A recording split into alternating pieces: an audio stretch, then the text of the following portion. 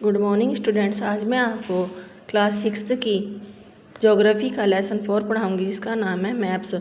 भूगोल वृत्तांत विशेष रूप से यह पृथ्वी और उस पर मौजूद वस्तुओं की सतह में रुचि रखते हैं। एक ऐसा क्षेत्र जो यह दृश्य प्रतिबिंब जो अंतर सांस्कृतिक तत्वों के बीच में संबंध और दर्शाता है। ये मूल सांस्कृतिक तत्व जैसे घर के प्रकार, क्षेत्र और वस्तुएं आदि पृथ्वी की सतह का अध्ययन कराने के लिए मानचित्र उनमें से एक है। कागज का एक सपाट टुकड़ा, यद्यपि ग्लोब को पृथ्वी का अध्ययन करने के लिए सबसे अच्छा तरीका माना जाता है। ग्लोब की कुछ सीमाएं हैं। यदि हमें किसी क्षेत्र का सूक्ष्म स्तरीय अध्ययन करना है तो यह विश्व पर संभव नहीं है। एक समय में हम दुनिया का केवल आधा हिस्सा देख सकते हैं। It is not carry a globe everywhere on the other hand map have lot a advantage over globe.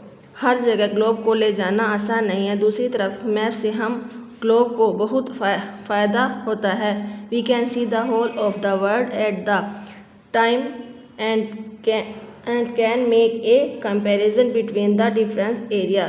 हम एक बार में पूरी दुनिया को देख सकते हैं और विभिन्न क्षेत्रों के बीच तुलना कर सकते हैं। Map historical background. आज तक यह स्पष्ट नहीं है कि पहला नक्शा कब खींचा गया, लेकिन लिखित स्रोतों से यह स्पष्ट है कि यह यूनानी हैं जिन्होंने पहला नक्शे बनाए हैं। कुछ विशिष्ट पैमानों पर एक विश्व मानचित्र तैयार किया गया है। 27 ईसा पूर्व में क्लॉडियस टॉलमी मिस्र के निवासी ने एक विश्व मानचित्र बनाने में एक सराहनीय काम किया। 20वीं सदी के अंत और 21वीं सदी में मानचित्र बनाने का काम पैनोग्राम और स्याही की मदद से किया जाता था। Type of map.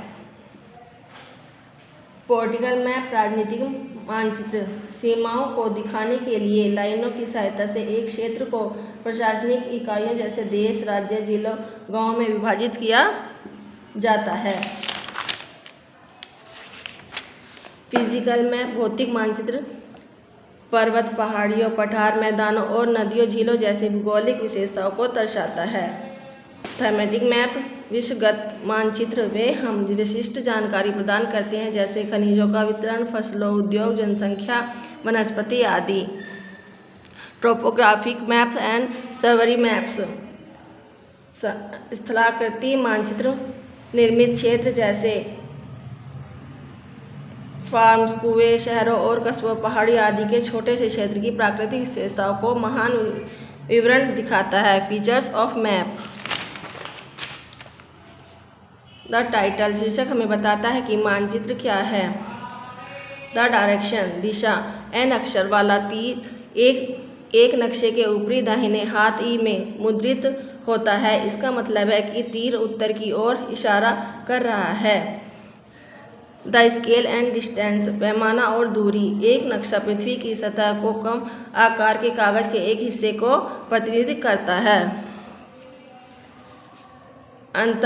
अंतरिक्ष की सीमा। इसलिए ये वस्तुएं उन प्रकृति के जो हम अंतरिक्ष पर कब्जा कर लेते हैं और अंतर्राष्ट्रीय स्तर पर स्वीकार किया जाता है। कभी कभी रंगों का उपयोग उद्देश्य दिखाने के लिए किया जाता है, जैसे जल निकायों के लिए नीला, घास की भूमि के लिए हरा। स्केल आमतौर पर बाजार की जमीन पर वस्तुनिष्ठ रूप को पैमाने के बिना किसी की कल्पना से बना एक मोटा आरेख है। प्लान्स योजना एक ड्राइंग है जो किसी इमारत की जगह या संचार का वर्णन करने के लिए पैमाने पर तैयार की जाती है। योजनाओं का उपयोग जैसे वास्तुकला, इंजीनियरिंग या योजना के लिए किया जाता है। ज्ञान और गतिविधि के विभिन्न क्षेत्रों में ग्लोब, मैप, प्लान और स्केच जैसी भौगोलिक जानकारी का बहुत महत्व है।